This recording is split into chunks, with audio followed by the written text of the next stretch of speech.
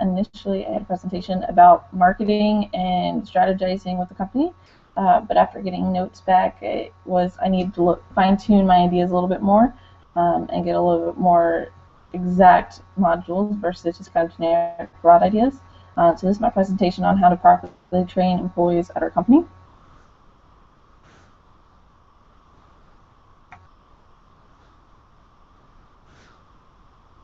So this is my strategy for training employees. Essentially what it'll do is it'll help kind of finite those benefits with customers.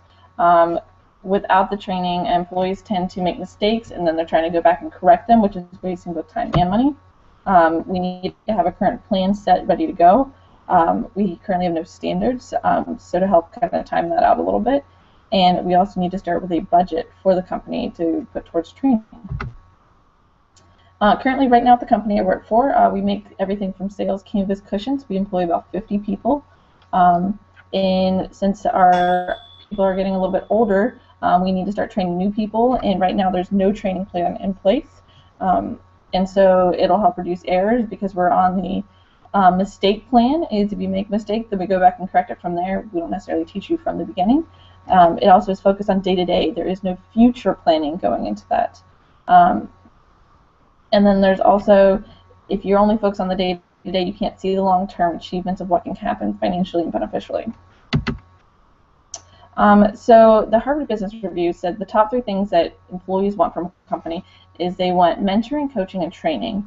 And that's not exactly what most companies give employees. It's probably the lower 3 that they give them because they are so expensive and time-consuming. And so most companies kind of try to over it and try to add other benefits as exciting new jobs or new tasks or things along those lines. Employee training benefits give employees information they need to protect themselves and others at work. First aid training is an overview of the company expectations, policies, toilet facilities, safety procedures, and the proper way to handle a task. More advanced training depends on the person's job. But if the employee is properly trained in the beginning, they're less likely to make mistakes. All managers can go over performance expectations and standards related to the position.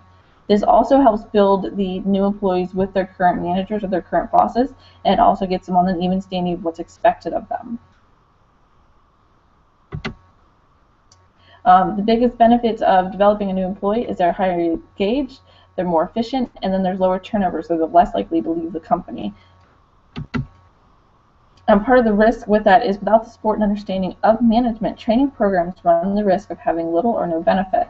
They don't use training solely as disciplinary action when problems arise. One of the goals of training is to prevent problems before they occur. Yes, training is costly. It takes people off their jobs in order to train. It reduces the work for that segment of time. Most companies are hesitant because the overturn of employees is so high nowadays. And the biggest reason that most companies say they don't train employees is because there's no time for it. But if you get the managers and the employees on board with it, it'll be a lot more efficient and a lot more fluid.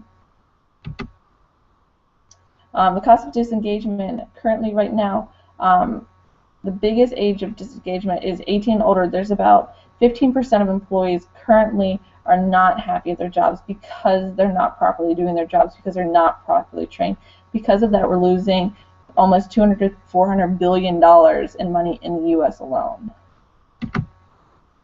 Part of the available options is that every person gets a specific job description and gets told what it is and to follow those guidelines.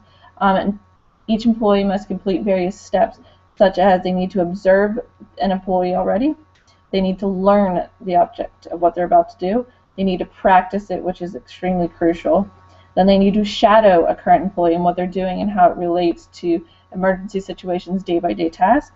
And then they have to prove their skill sets and then repeat steps as necessary. Just like we do when we go to school, we have to do the same things with our job. We have to understand what we're doing before we do it.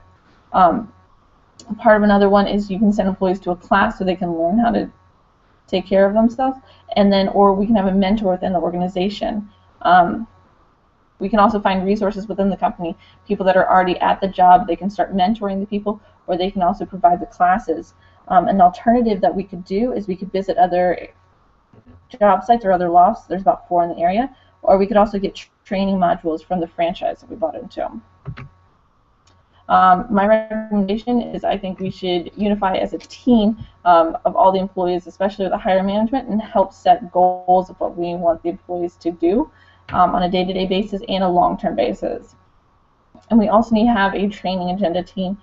Since we have 4 crucial areas at the store currently, we should have 4 training groups that oversee it. They don't have to be big groups. It can just be 1 or 2 people. And then we also need to track and measure the results. I think that's a big part of it because we don't know where our progress is. It needs to be happen before we start training and then after we train. And that's my recess.